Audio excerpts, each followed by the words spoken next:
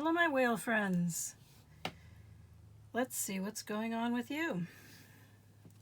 First thing that comes to mind, of course, is that whales are always on the move, always migrating. Or about to migrate, I should say. I know they spend a few months in some general areas, some very large general areas. But here we go. Desire to delve deeper, profound peace, ancient wisdom. The whale represents profound emotional health and stability. Whale personalities are not afraid of emotional expression or traversing difficult terrain, as they have overcome many challenges in their lives. These experiences have enriched them, given them stability, strength, and a depth that is rare. Whale energy is usually linked to the feminine forces of compassion and communication, so-called feminine. Actually, they are just human. We can depend on whale personalities when all else seems lost and trust them to be a beacon in our deepest, darkest hour. When in balance, calm, steady, deeply compassionate. When out of balance, heavy, slips into old stories. To bring into balance, regular self-care. All right. Now the first card that came out, the first tea leaf card, which these are here to help you determine whether or not this is your reading. So they should be familiar to you in some form or fashion. The first one that came out was pineapple. So the pineapple is particularly interesting because it's reconciliation, as it says here. The reason it says that is because in the 18th century, I think, the sailors, the sea captains, when they would go on their great journeys to far-off lands, they'd bring back, for example, a pineapple, which of course was very rare. And they would traditionally put the pineapple out at their front gate on a post or something like that to say, I'm home, stop by, say hello. So that's why it's associated with reconciliation. So this tradition of using the pineapple that way, I know it was practiced in New England. This card set, the tea leaf cards, originates from England, I believe. So it may have been practiced in the British Isles as well. The other connection that is interesting here is that unfortunately, many of these captains, or much of the trade that was going on in that area, the sea trade especially, was related to whaling, which of course has largely been discontinued and hopefully will soon be completely discontinued. But I find the connection between these two cards to be very strong and interesting. All right, I don't know what meaning that has for you, but there you go. Next, we have peacock, beware of great pride. Then we have bag, something important, such as a new job or a raise, and purse, pay attention to your finances. Definitely a lot of financial stuff going on here. The pineapple, of course, was also a symbol of successful trading journeys. So definitely associated with prosperity as well. Mountain, major challenges to overcome or a major challenge to overcome. And rabbit, too much concern with sexual matters. Perhaps someone is hypersexual.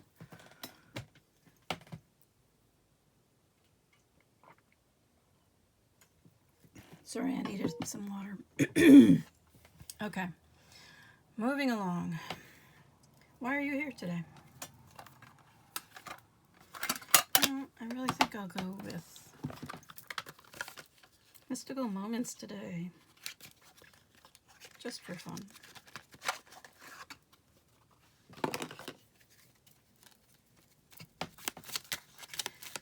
Why are you here? What do we need to address today?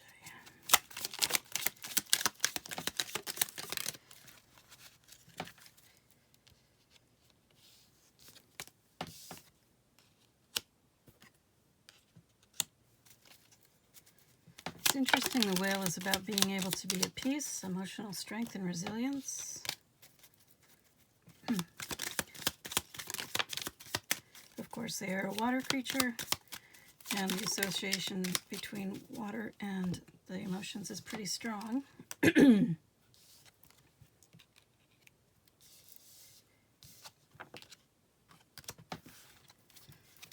All right, so Ace of Swords in reverse.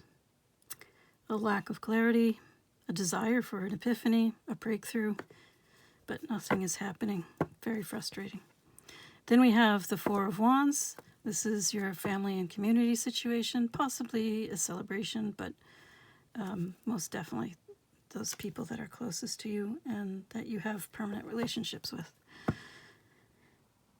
For some reason, there's a lot of uncertainty around them, that your community, your family, and lifelong friends, especially in regard to success and visibility. Perhaps you're uncertain as to how they're seeing you or how you're seeing them.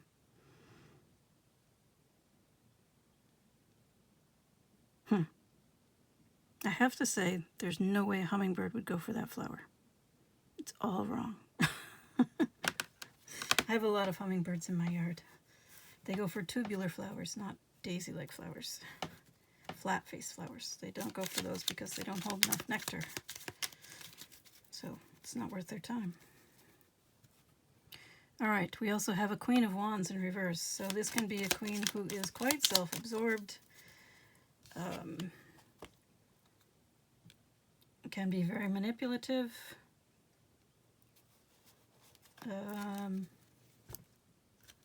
Two of Swords. Some stagnation may be about to break up. So much uncertainty. We have two cards in reverse, and all the rest of the cards are in the uncertainty position. Seven of Wands. Well, Seven of Wands is about having good boundaries. And with the Queen of Wands in reverse, you definitely need to have good boundaries, because this is someone who is more than happy to take anything you are willing to give, or maybe not so willing to give. So,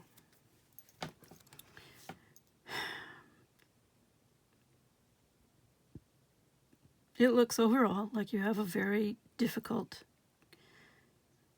situation with your community somehow. It may have to do with visibility, either how you are seen or perceived, or how you see or perceive them. Things have been stuck perhaps for a long time, but this is a voluntary stuckness, a voluntary stagnation, and it can be undone anytime you choose. It will most likely require some solid boundaries, some real strength. I'm not sure what role the Queen of Wands is in all of this. Most likely a particular person that you have obviously a significant relationship with, since this is your community. All right. Other things that the universe might care to say about all this, or maybe just things you already know but haven't wanted to look at.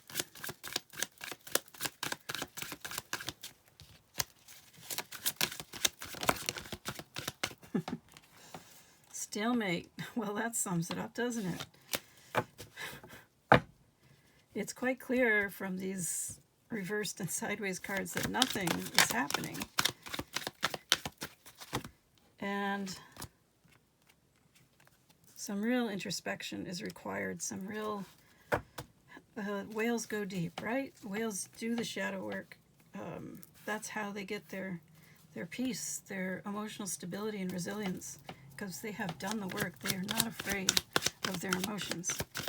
They dove deep into their depths. And a storm is brewing. Well, that's no surprise. Kind of unavoidable in this kind of situation. It seems that, yeah, I don't know if you can see it, but the light bulb moment is upon you, or will be soon. And you will be speaking up, you will be being heard, you will be expressing yourself, or you need to. It will not be welcome, perhaps, by your community. You will be perceived as a rule breaker, a rebel, a nonconformist, outside the box, defiant, a loose cannon.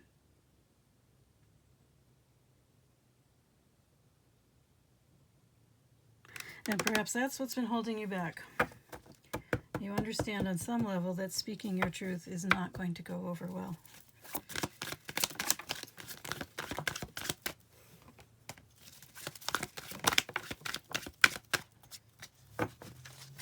But not speaking your truth is not good for you in the long run.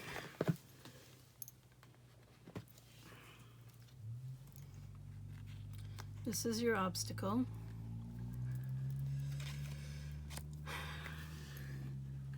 We also have emotional loss here.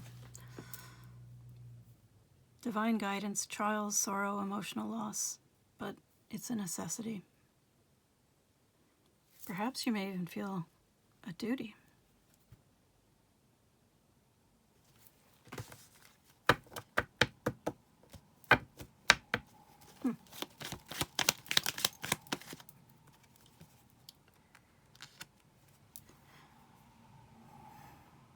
Seek balance.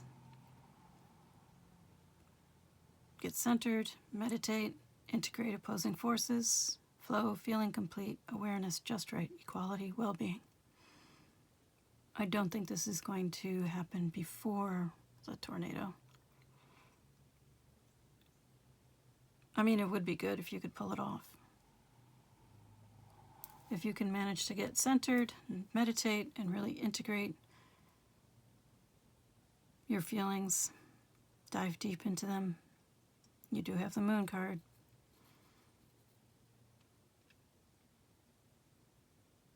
Then it will most likely give you that aha moment you're looking for.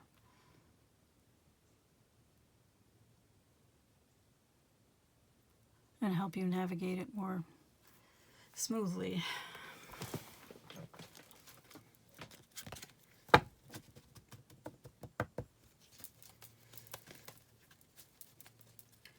What do you need to know about your community?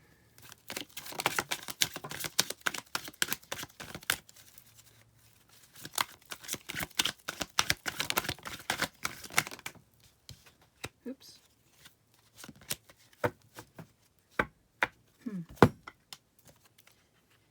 So there's an issue here with resources. So we have fish. Money, prosperity, finances, investment.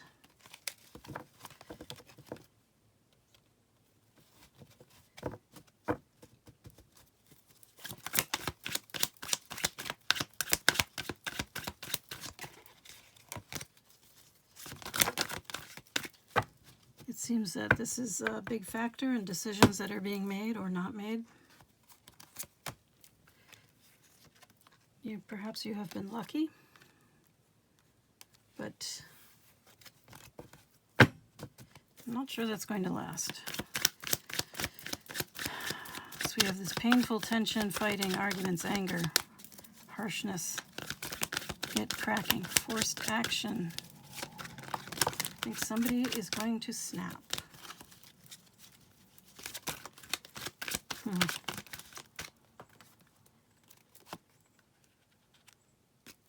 It's a toxic situation card. Volatile, trouble, hostile environment, stung, danger, discord, aggression, conflict, anger, actions have consequences.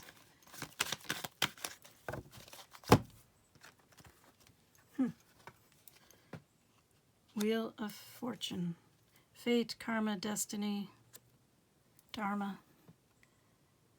It's out of your hands. Something important will come through written communication.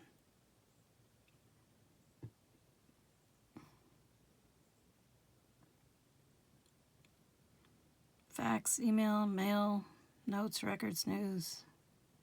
Perhaps making contact, making contact, info, written documents. Something there you need to pay attention to.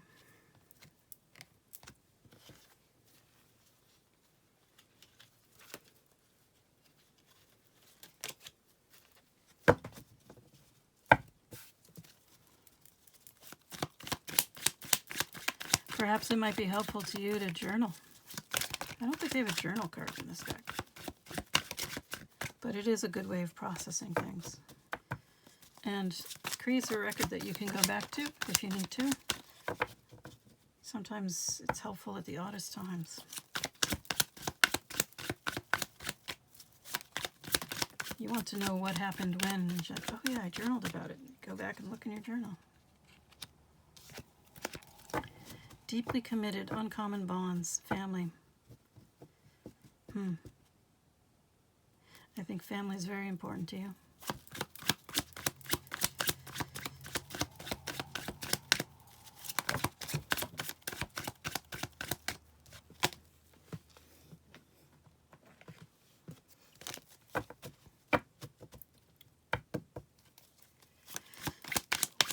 I wonder if this is related to that reconciliation.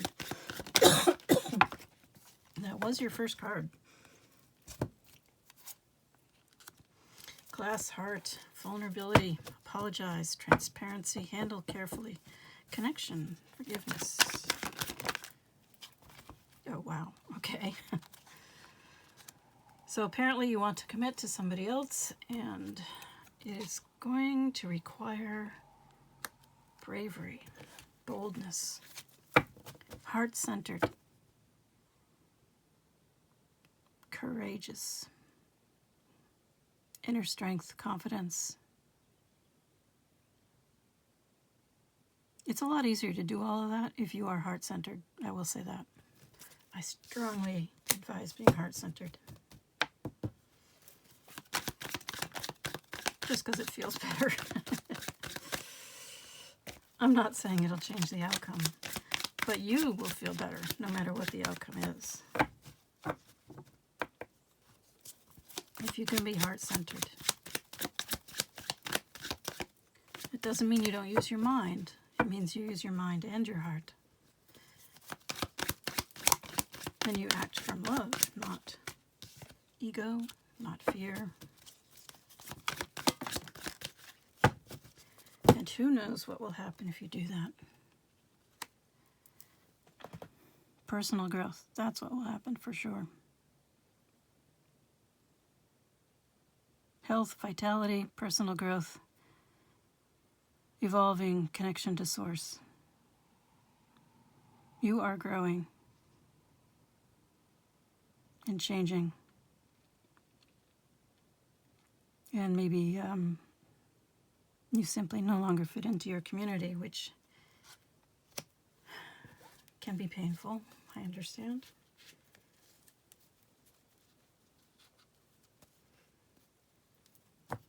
But if you try to stunt your growth, that's extremely painful too. And it will cause you to snap at some point.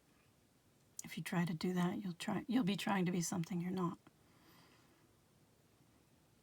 And it'll put more and more tension on you until you just snap and lash out.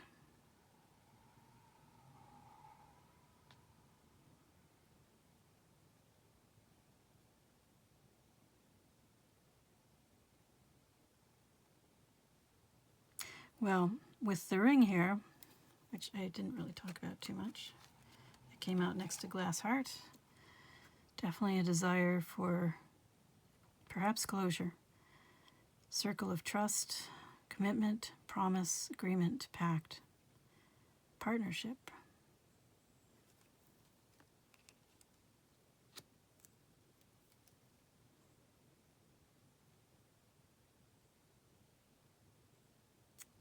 All right, I think that's pretty straightforward, honestly. Let's try the Mystical Shaman Oracle.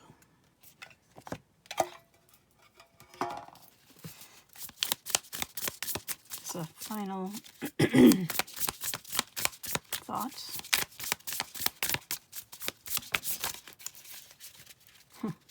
Heart of Sky.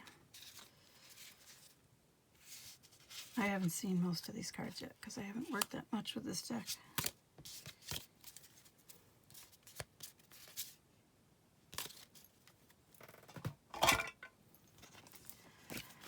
Heart of Sky is number 24.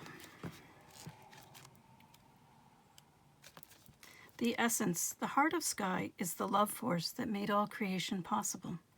This same force is present when you create with originality, when you bring formlessness to form or inspired ideas to expression. This primeval force does not know good or bad. It is up to us to provide the clear intention that will guide it to manifest. The heart of sky helps us call in beauty from the invisible world and birth it in the world of matter. Invitation. The heart of sky brings you a sacred reminder. You are a channel for the original energy of creation. Become the paintbrush, the canvas, and the artist, all guided by the heart of sky. Set your intention ethically and clearly, and allow the universe to take care of the details. The medicine. You may feel responsible for everyone and everything. Perhaps you think you have to do it all alone. This takes you into a dark hole, where you lose trust in the natural order of the cosmos. Shed your lofty sense of duty, and recognize that this is a false prison of your own making. You can open the door and set yourself free in an instant. You did have the Two of Swords come out. All right. So, set yourself free. I'm wishing you all the best. Till next time.